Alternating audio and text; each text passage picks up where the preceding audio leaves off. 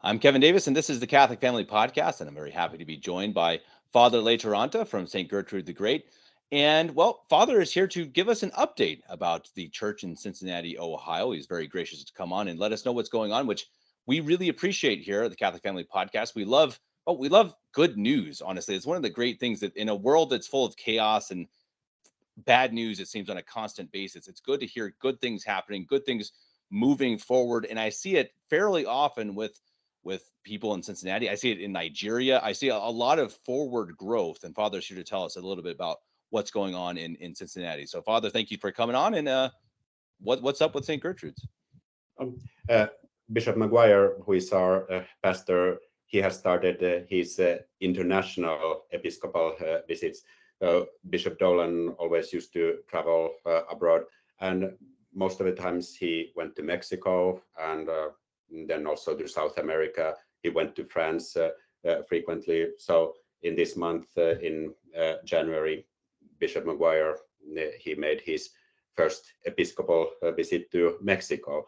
And his purpose was to do confirmations there. And so he did confirmations in two cities, in Colima and Guadalajara. And in Colima, he had about 60 or 65 confirmations, and then in Guadalajara, about 30. So he's now truly continuing the apostolic journeys, what Bishop Dolan did. So he meant to start them earlier, but of course, because of the very sudden death of Bishop Dolan, there were so many things to be arranged at St. Gertrude's. But now our bishop starts to really make the travels throughout the world. And this February, in 1 week, he will make an episcopal visit to France to visit one of our Father Eckhart, and he will visit Rennes and Chambéry, because our faithful in France, it's been really years before they last had a visit from a bishop. First, Father Cicada got ill, and then he died, and then all the crazy things started to happen in the world. So it's really high time for our bishop to go to France. Sorry, Father, I missed the name of the priest in France that works with Bishop McGuire. Father Guillaume Hecard. He was ordained in France, I think in 2010 by Bishop Dolan, and in fact, Father McGuire was there to MC that ceremony. So we know him very well, and he has visited St. Gertrude here on some occasions, and he serves his group of faithful, and they are happy to finally have a visit from a bishop. Great. And where I'm sorry, Father, where was that in France again? I'm just curious because I recently had a conversation with a young Frenchman to talk about Catholicism in France, because I live in Germany, but I know very, very little about what's going on there. So I'm curious about it. Is that which area of France? Is that north, south? Do you know? No, not really. It's Rennes and Chambéry, which are the kind of pockets where these traditional Catholics live.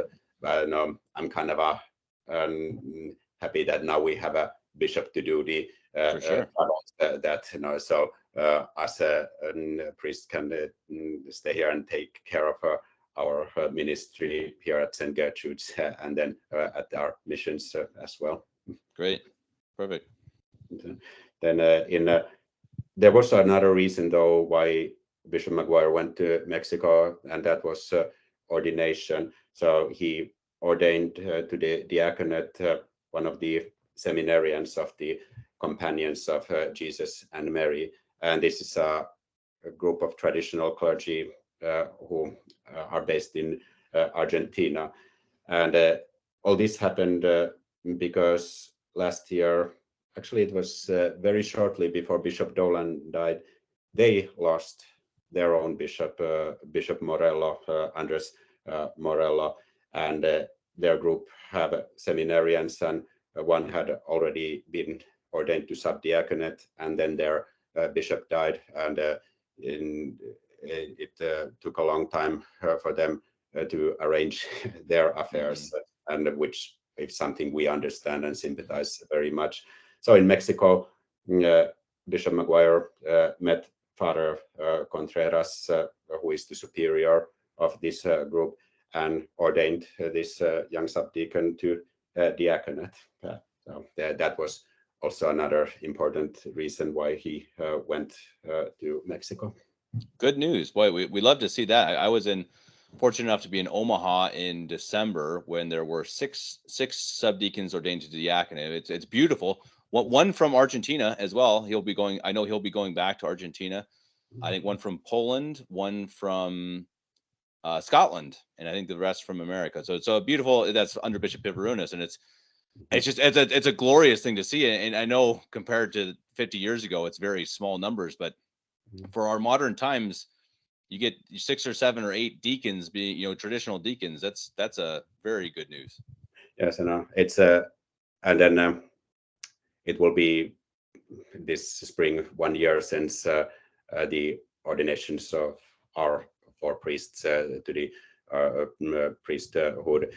That ordination was, of course, a little bit different because Bishop Dolan had just died. So it was certainly kind of a very different in mood than it would have been at Crosby, but still the seeing in last May the ordination of these 4 young men to the priesthood, and then knowing that more and more faithful throughout this country and throughout this world have priests to provide them sacraments.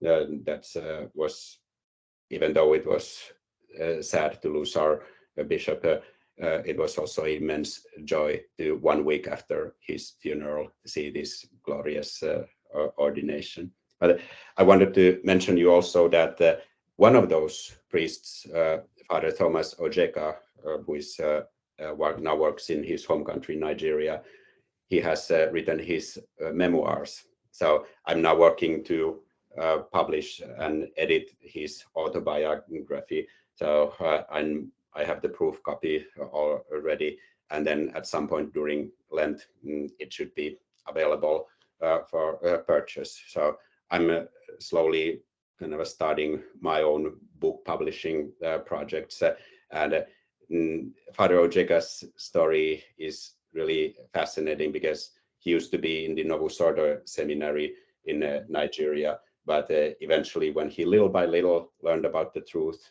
about the true faith, about the true church, he realized that he couldn't go through the kind of a charade of ordination, knowing that it's against something which he believes. So he left his Novus Ordo seminary, contacted Father Nkamuke to study for the true priesthood. So his story is really remarkable and fascinating, and his book is also very apologetical because it tells in details how he little by little learned that Novus Ordo Church is a false church and it teaches non-Catholic doctrines. So I'm very happy about this project. And then we also have this book project is one of our ongoing fundraiser for our Oblate Sisters of the Holy Face, and we are really much involved of increasing our female vocations to help the priests in this parish, so we can dedicate more and more time in preaching and saving souls. So altogether, things at St. Gertrude, I'm very happy of being involved in all these activities and doing all these projects. And Bishop McGuire is also very dedicated to serve the faithful, not in this country anymore, not only in this country anymore, but throughout the whole world. And then, as usual, Father McKenna goes around in the United States to say Mass in his different missions. And he is also a great missionary priest as well, and he's very happy of that he now has 2 helpers to keep up and serve those missions, Father Simpson and Brueggemann.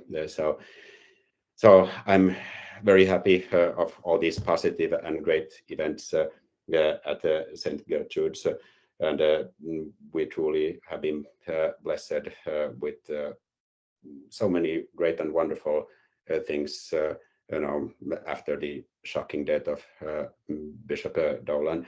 And even though, like I mentioned in my interview in October, now we all were and are still learning different and new roles, but it's thanks to be a God and through the intercession of Our Lady that we can keep up doing the good work which Bishop Dolan and Father Chikada started.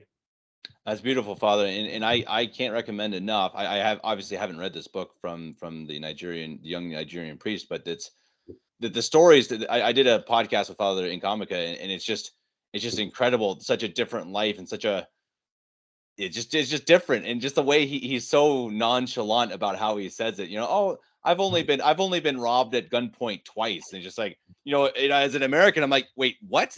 Father, wait, no. What did I mishear you? And he just says it very, it's nothing so bad's ever happened to me. And she's like, what? It's incredible. That's a great podcast. Father Nkamika is a lovely, lovely priest. I really, really enjoy him a lot. And I would be great. I would love to read this book from this young priest, because I think just to see what's beautiful about it, Father, is to also see, as you said, the international touch, the Catholicism, how universal the church is, and to see, these Africans that are extremely different from the Western culture. They have different customs, they wear different clothes, but it's the same exact faith. You watch the mass, and of course it's the same mass. They sing the same hymns, and that's really amazingly beautiful for me to be able to watch. And I look forward to this book. Where can people find this book once it's published, Father? Well, I will put the information on my website, and you can probably put that into show notes of this video. So it's hopefully very soon, and I'm now proofreading it, so it should be ready to be purchased during Lent or right after Easter at the latest. Great. And Father, will that be hard copy, or will that just be an online, like a Kindle? It's a printed book. I'm an old-fashioned reader. I am, so I like books, and I wish I would have time to read more than but growing up, as you know, I truly love to read, and biographies, history, and especially, and that's been how I've been throughout my whole life. And so book apostolate is something I hope to be very dedicated from now on. Well, that's great, Father. And anyone watching this, please pray for more vocations for the priesthood, for the sisters as well, so that Father will get a little bit more time to be able to read, as well as to continue his apostolate. Of course, that's most important, to bring sacraments to as many people as possible. But boy, oh boy, do we need more priests and more vocations. So please pray for that, and please go and support St. Gertrude the Great. Go support Father Nkamika. You can do that through the SGG website, which I will of course publish in a link in this show, in the show notes, I should say. So, Father, thank you so much for the update. We'll have to just do this every now and then, every couple of months, get the news that's going on with St. Gertrude's. I really appreciate it. Sure. All right. Thank you, Kevin. Perfect. Father Lehtoranta, thank you so much. And until next time, God bless you. You're welcome. God bless.